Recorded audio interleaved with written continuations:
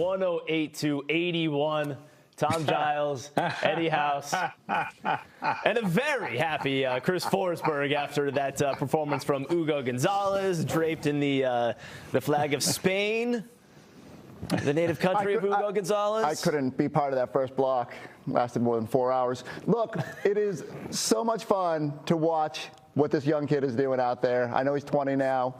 But it is truly remarkable when you're doing stuff. We always say it whenever Tatum hits one of those stat lines that, Larry Bird did, like how ridiculous it is that any player checks all those boxes.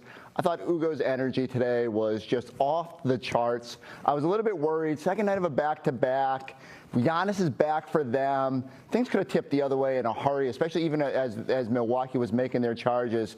But Ugo refused to let it happen. He was relentless on the glass early, taking the charge from Giannis at one point. Whew. Cream City indeed. Eddie? Yeah, the thing with Ugo is that, he's been playing professional basketball for a while. And at the same time, think about how his minutes have been spotty. He gets thrown in for maybe 3 minutes, and then he gets yanked out. Then he gets thrown in for another 2 minutes, and he gets pulled out. Doesn't really have a chance to put an impact on the game in a lot of games. But tonight was one of those games. And so I think what he said, the one thing I took out of his interview with Abby was when he said standard, the standard. This is our standard. This is how it is when you play for the Boston Celtics. And it doesn't matter if your number's called or not called. When your number is called, you better be ready. You better be ready to be putting in, you're going to put in the work, number one, in practice and off hours and putting in your work and things like that. But when you get your number called and you get on the floor, you got to be ready. And the standard, that's the thing that stuck out. I got that highlighted right here on my paper as I was writing things down. And to me, I thought he came in with infectious energy, number one. I expected him to guard Giannis off rip. And, he was a guy that was doing it. And to me, that's when you have to guard somebody like that, a LeBron, a Luka, or anybody like that, you have to be locked in, or otherwise you're going to get killed. You know what I mean? We all know. And then before you know it, you look up and you got 18 points, 16 rebounds because you've been playing great defense. You've been you getting shots, and the energy and the basketball gods are rewarding you. But let me say this. The Milwaukee Bucks, they look like a team that doesn't want to play no more. And I think it starts with the head of the snake. It looks like Giannis does not want to be there. And that is also infectious, just like having energy and playing hard and competing is infectious. Yeah, it's Giannis' first game back since the end of January. But again, the Celtics outscored the Bucks in all 4 quarters tonight, in part because of these two guys right here. Sam Hauser did have 14 points. He was 4 of 8 from 3, plus 16. Peyton Pritchard, meanwhile, 25 points. He also had 9 assists in this game to Peyton Pritchard. Those two guys were the picks for the step-up. As you heard a couple times on the broadcast, Drew went with Sam Hauser, Scal went with Peyton Pritchard. Here's perhaps the moments where things were decided. Some Bucks fans heading for the exit as Pritchard steps it back. Come on! Oh! It was on line. Walsh the offensive rebound. Pritchard reload. Let's go! You better get Hauser back in that game, Drew Carter. Your dream of calling Mr. Step Up is going down. And we find our fellas now at Fiserv Forum right now in Milwaukee. Drew Carter, Scal. And, hey, I thought both guys stepped up, but Peyton Pritchard certainly getting the 25-plus there. Your thoughts tonight? Well, Giles, if anyone thought that there was some hard feelings or beef between Scal and me because of the step-up battle, just know that it's all good because now we're taking our prom pictures together. So we're up here in the booth here at Fiserv Forum. It's actually not a bad place to call a game aside from the fact that you're far away from the action. But you could have been a mile away and still seen Pritchard and Hauser both stepping up here, Scal, as I turn 180 degrees. Listen, what did you think? In this game, Hugo Gonzalez set the tone really early.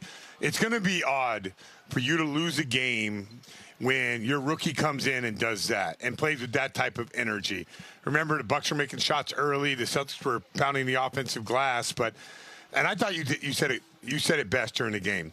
The Celtics might have the highest floor in the entire NBA. And I think the reason is because obviously the three-point shot can balance out a lot of bad play, but they also guard. They switch. Everybody can rebound. And so when you have that and they're wringing out every ounce of talent and you're trying to really go at each margin, it makes a massive difference. And tonight was an example of that. I didn't think the Bucks played bad for like a half, but the Celtics were up by 20. And it's because they made every small play.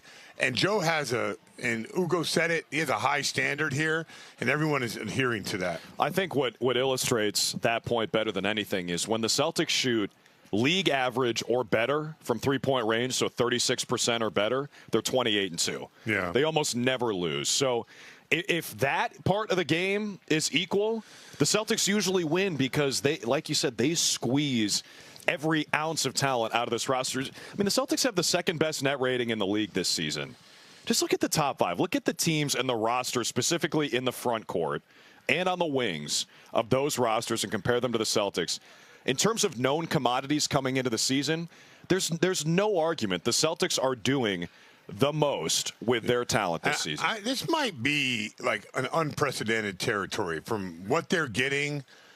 So we have to understand, they cut $380 million. They saved that amount of money. And Tatum is making 54, and he hasn't even played a single minute yet. So, this is unprecedented to have this many guys who were, quote-unquote, sort of not rotational players last year to come in and be winning, impactful players. That is not happening in the NBA. Go look at any good team that loses a bunch of good players. There's always a learning curve. It took 4 games for these guys to figure that out, and they've been rolling since. I was talking to Lisa Byington, who's the Bucks play-by-play announcer, at halftime, and she made a good point. When Brad Stevens was at Butler, it wasn't like he had his pick of the litter from recruits, Great right? call, yeah. And so we were talking about how Ugo, was an end of the first-round pick who played 3 minutes a game last year for Real Madrid, and now how he's a super impactful player in his first season in the NBA.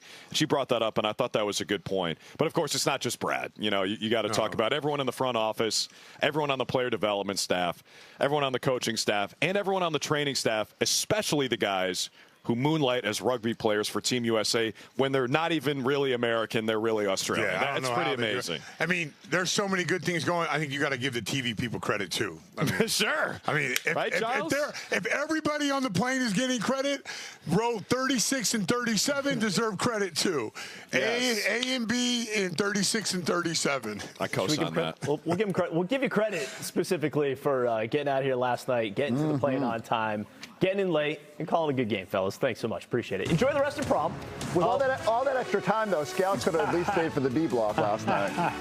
That's true, Chris. That's a good point. 108-81, your final score. Celtics 41-20. We're just getting started. More Celtics postgame live after this. Celtics postgame live is presented by your New England Ford dealers and